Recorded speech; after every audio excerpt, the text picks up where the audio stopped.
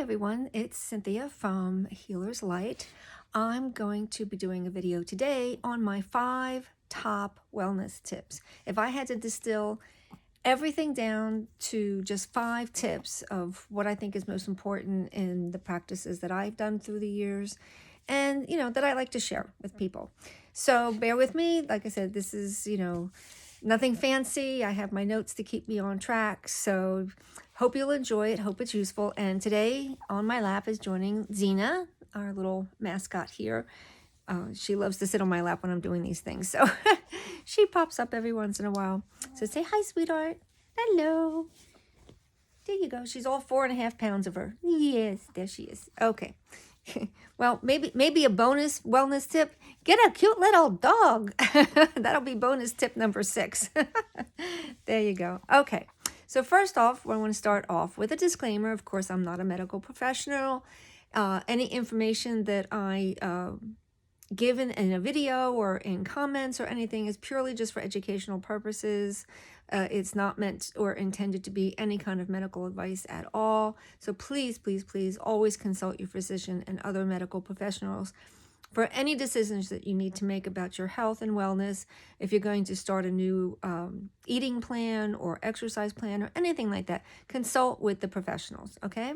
So that out of the way, okay, so let's get started. So key to wellness is self-care.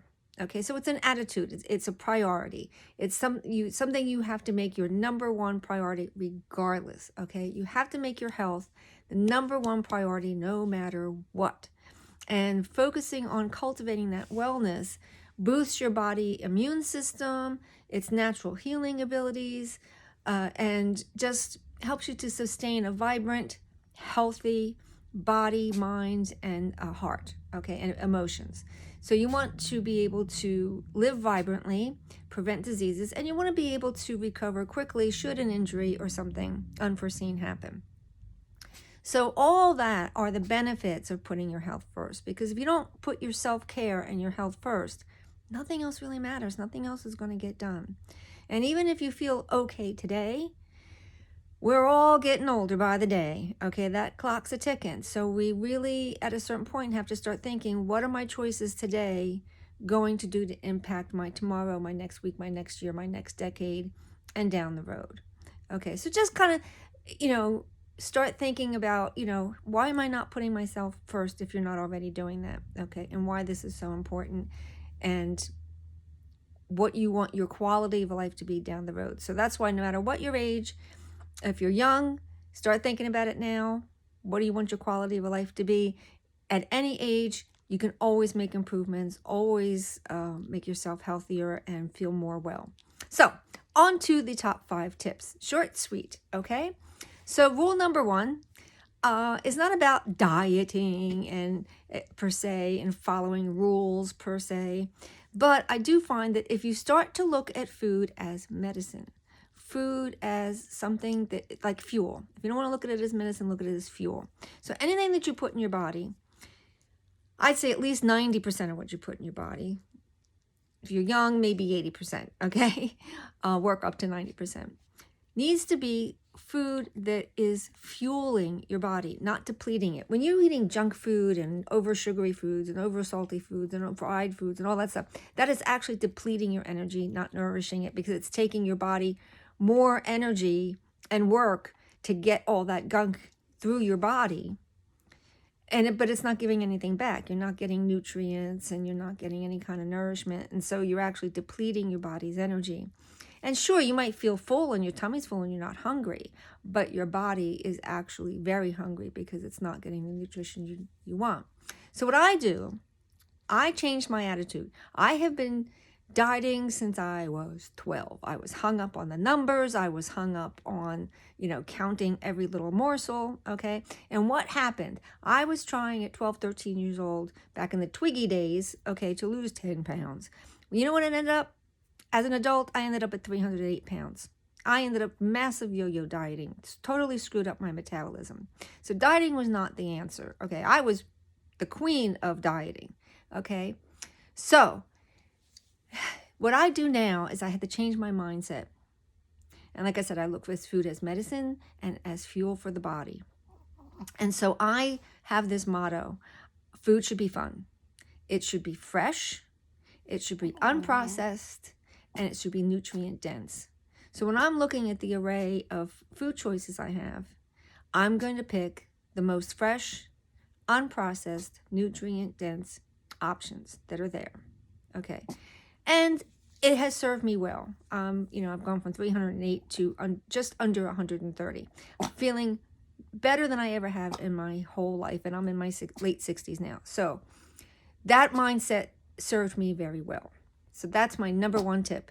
Reevaluate what you're putting into your body. Find what works for you. You don't have to do what I do. I'm not saying my way is perfect. It worked for me. Find your way.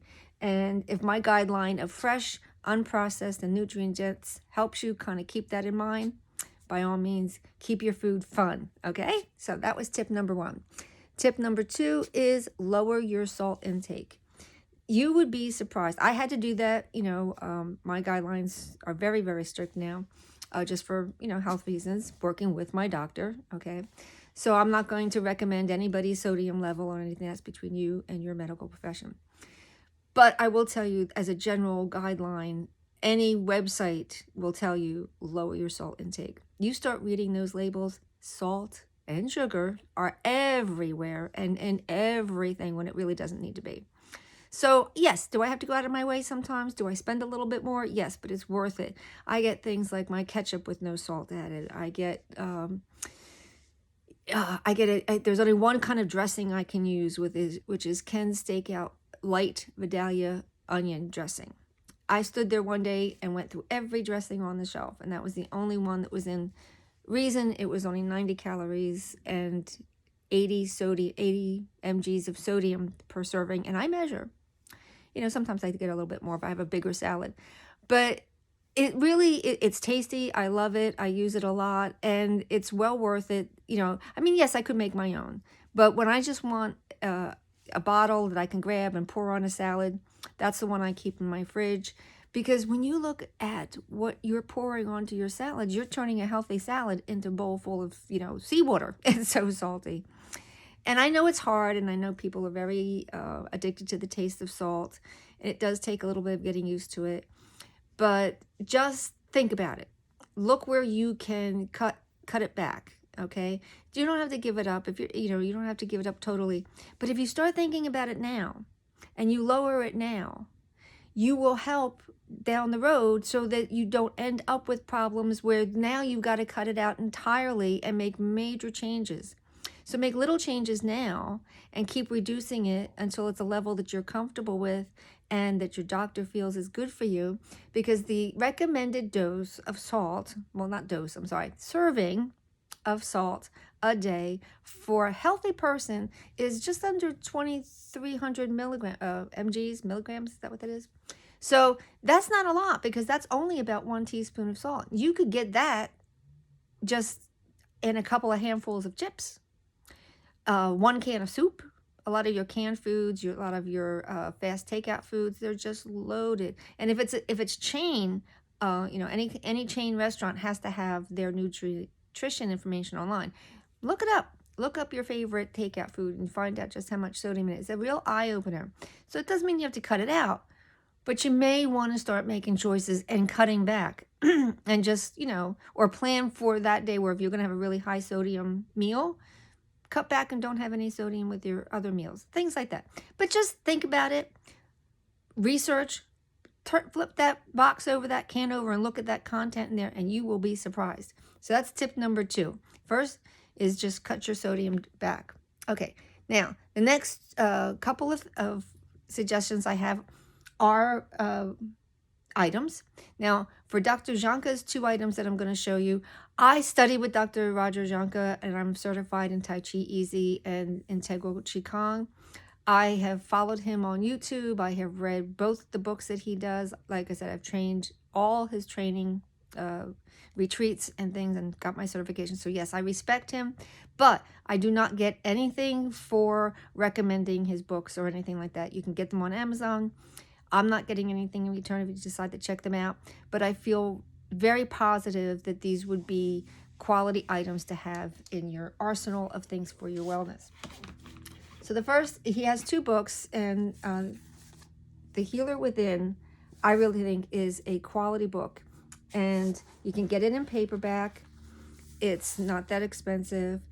And it's simple, easy to do practices of Qigong that help your body really activate its natural healing ability. They can be adapted to any level, even if you are laying down, sitting, or standing. That's the beauty of these Qigong practices, is they're adaptable to all circumstances. And I highly recommend them. And application suggestions, just to quote the book a little bit. Health maintenance, once a day for a few minutes. Health improvement, 2 times per day. Disease intervention, start carefully and use this practice gently for a few moments several times throughout the day. Getting started, modify the practice. You might start simply by wiggling fingers and toes. Progress over time. Always make relaxation a key focus. The secret of Qigong is, yes, there's movements and there's the stance and your posture, but the key element, the most important element, is the Zen quality, that deep relaxation that you're going for, that you're cultivating internally. That is the key. That is one of the prime purposes of doing these movements that are increasing your oxygen and moving fluids through your body, but they're also sort of a moving meditation and helping you to focus your mind, connect, and be in your body. And it's just a beautiful practice. I love it. So keep that in mind, Healer Within. I will put all the information down in comments, so you don't have to remember it per se. Okay, and this just went on sale on Amazon, but it's a wonderful DVD, and it's called Breath Medicine. Now, we all say, DVD, what are you, old school? That's ancient. Nobody has a DVD player anymore. And I agree. However, when you get this inside, you're going to stream the entire Breath Medicine video library free. Okay? So you're getting the link, and you're getting the information to get all 26 videos, PDFs, and more for the entire breath work. This is invaluable. And I know breathing, everybody breathes. What do you mean by I don't know how to breathe? When you take conscious breath and you apply these practices, it has so many benefits for the body. Too many to get into to a quick video on my 5 tips. But it's got conscious breath, maximizing breath, elixir breath, ultra breath, a symphony of breath. Those are the 5 breaths that you'll learn on this. But like I said, the true value of this is that you get access to the whole library online. So highly recommend this be part of your wellness program. Okay, and my last and 5th tip is new to me. Not new to a lot of people, but new to me.